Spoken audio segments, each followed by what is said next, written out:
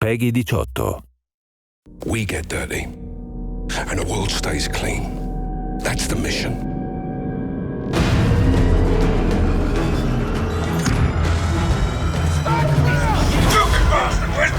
You can't know war unless you have fought arse over elbow in some shitbog full of traps.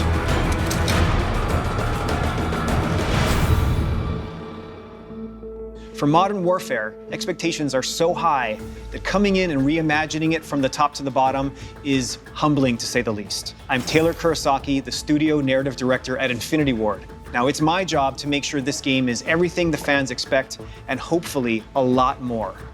Today, I have an opportunity to sit down and chat with someone who has a similar challenge and responsibility, and that is Berry Sloane, the guy that's bringing to life one of the most beloved characters in the Call of Duty series. Thanks for being here. Of course, mate. It's a pleasure. What was it like for you to be put into this role, and how does that relate to your experiences of playing Call of Duty in the past?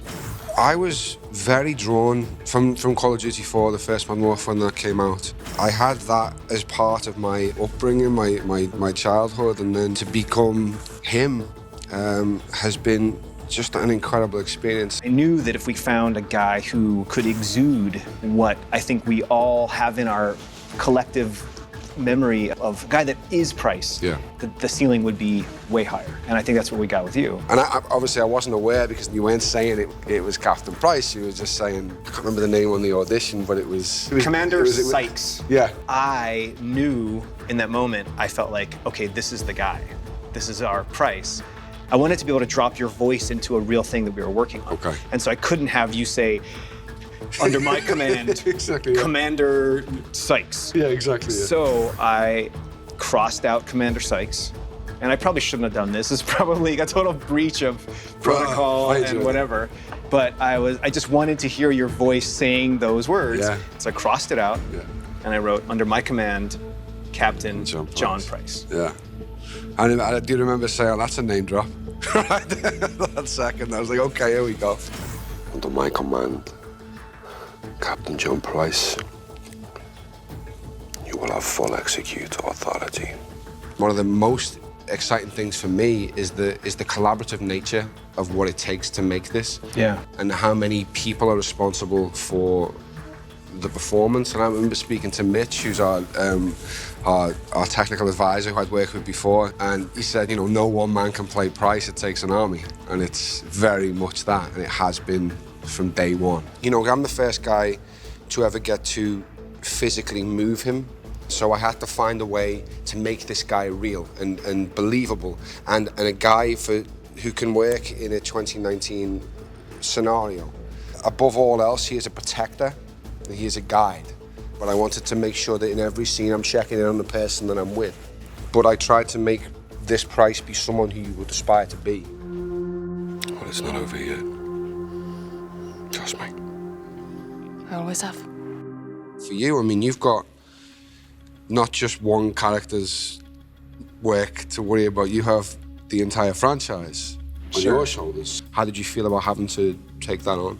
Our goal was to make a game that gave all those feelings that we've had playing the original series, because we have to not just exceed the expectations of what those other games were, we have to exceed the expectations of what your memories were of playing those games. Nostalgia's a tough battle. Yeah. We didn't want it to just be another one. We didn't want it to just be, it's close enough to the original games. A bunch of the original guys that made Modern Warfare heard that we were working on it, and they were like, I want to be part of that. So we got an infusion of the original blood, and so I think we were prepared to take on this huge undertaking and this huge honor. As someone who is a fan of gaming, who plays, although I'm filming it, I'm still not part of the process of making them. You've taken what was the acceptable level in this genre and put it somewhere that people are now going to have to try and get close to, because it's blown my mind what I've seen. I didn't expect it to look as incredible as it does. It's really, really special. When can you breathe? We just did. So let's talk about embodying the man, Yeah. right? Being on the PCAP stage, Mm-hmm. making a TV show or a film versus making a game, and what that experience means to you. There's much more parallels to theatre and video game, because you're being asked to dispel belief in a similar way. You know what I mean? It's that you know you're going into a make-believe world quite clearly. You're separated from it, but your brain allows you to believe aspects are real.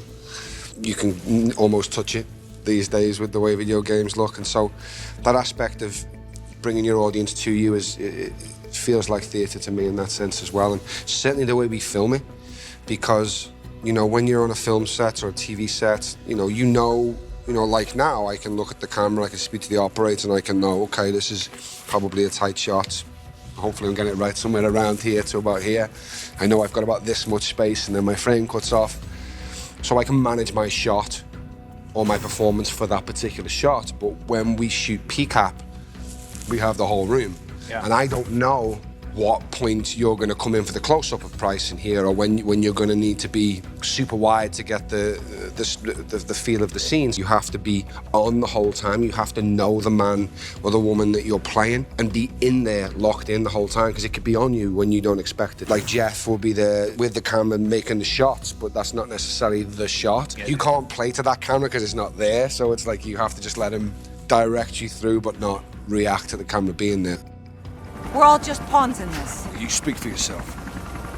Talk about the training you went through with Mitch. It was tough, man. Mitch and Steve, they both served in the SEAL teams, and their way of educating actors is to literally drop you into the most realistic version that is possible. A lot of my technique is from him. Like, just in general, my shooting technique, the way I clean rooms come from his techniques. Get down on the fucking floor now! Get down! Down the fucking floor! Stay there! I mean, the war genre in general, it's a source of pressure. Yeah. For characters, right? You know this better than anyone, that pressure reveals character. And that's what we try to put our characters under, is under pressure, so that they're forced to evolve. They're forced to overcome that obstacle and get out of their comfort zone.